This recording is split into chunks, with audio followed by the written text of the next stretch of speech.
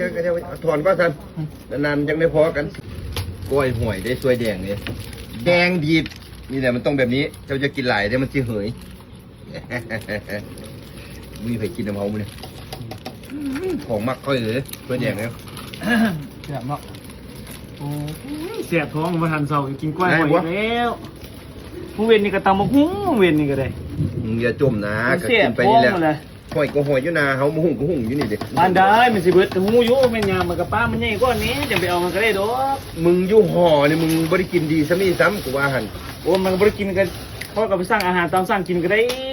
รู้มึงกินบ่ได้เนาะแบบนี้โอ้บ่กินหรอกใครจะไปกินไปโอ้หลานสายมันเลือดไปดูนี่แหละพวกนี้จะถอนก็ทัน